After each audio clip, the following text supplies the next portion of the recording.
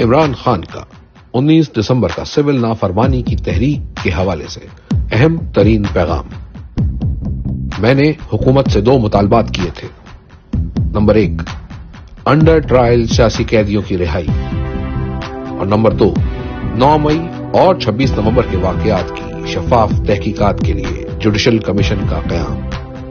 یہ دونوں مطالبات جائز ہیں، اور اگر حکومت ان پر اتوار کے روز تک کوئی عمل درآمد نہیں کرتی تو سول نافرمانی کی تحریک کے پہلے مرحلے ترسیلات زر کے بائیکاٹ کا آغاز کر دیا جائے گا۔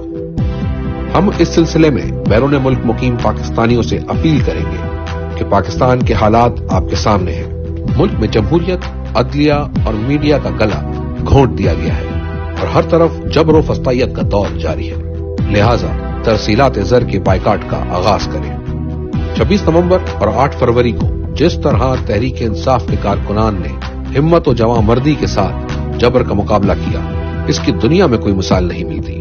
1971 میں عوامی لیگ کے بعد تحریک انصاف دوسری جماعت ہے جسے اس قسم کی ریاستی جبر کا سامنا کرنا پڑا، لیکن اس کے باوجود انتخابات میں تاریخی جیت حاصل کر کے اور 26 نومبر تک مسلسل جدوجہد جاری رکھ کر تحریک انصاف نے تاریخ رقم کی ہے۔ 26 نومبر پاکستان کی تاریخ کا سیاہ ترین دن ہے۔ اس دن نہتے لوگوں پر سنائپرز کے ذریعے فائرنگ کی گئی، جوان لوگوں کو زخمی اور شہید کیا گیا۔ کئی افراد 3 ہفتے سے غائب ہیں۔ گمشدہ افراد کو ڈھونڈنا حکومت کی ذمہ داری ہوتی ہے۔ حکومت جواب دے کہ اتنے افراد کہاں غائب ہیں۔ ہمارے لوگوں نے جمہوریت کے لیے قربانیاں دی ہیں۔ میں بیرسٹر گوہر سمیت اپنی پارلیمانی پارٹی کو ہدایت دیتا ہوں کہ ان افراد کے لیے اسمبلی میں آواز بلند کریں۔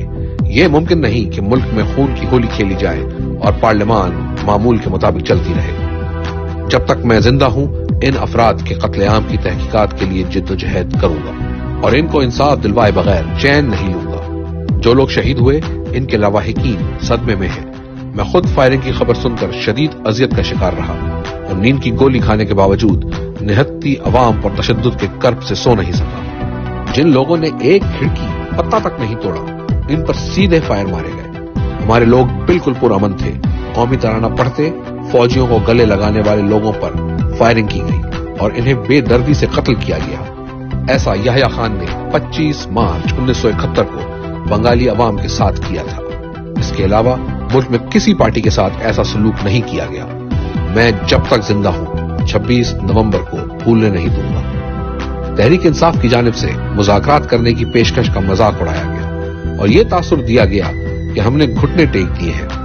مذاکرات کی پیشکش اور سول نافرمانی کی تحریک مؤخر کرنے کی بات ملک کے وسیع تر مفاد میں کی تھی۔ حکومت اگر اس میں دلچسپی نہیں رکھتی تو ہم نے بھی مذاکرات کے لیے حکومت کی کن پٹی پر بندوق نہیں رکھی۔ ہماری مذاکرات کی پیشکش کو ہماری کمزوری ہرگز نہ سمجھا جائے۔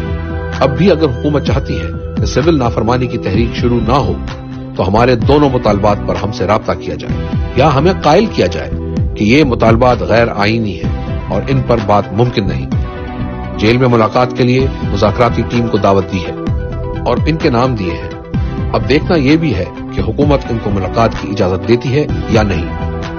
حکومت بار بار جو الزام لگاتی ہے کہ سول نافرمانی کی تحریک میں ملک کو نشانہ بنایا جا رہا ہے، تو یہ یاد رکھیں یہ ملک کو نہیں، اس بوگس پارلیمنٹ، بوگس انتخابات کے نتیجے میں بنی اسمبلی اور سینٹ کو نشانہ بنایا جا رہا ہے۔ یہ حکومت لوگوں کے ووٹوں سے نہیں بلکہ سازش سے بنی ہے۔ جنرل باجوہ نے ہماری منتخب حکومت کے خلاف سازش کی اور پاکستان کو 42 ارب ڈالر کا نقصان پہنچایا۔ اس حکومت نے آئی ٹی انڈسٹری اور دیگر شعبوں کو بے انتہا نقصان پہنچایا ہے، جس کی وجہ سے عوام اس حکومت سے بددل ہے۔ معیشت تباہ حال ہے اور کاروباری طبقہ اور سرمایہ دار اپنا پیسہ بیرون ملک ٹرانسفر کر رہے ہیں۔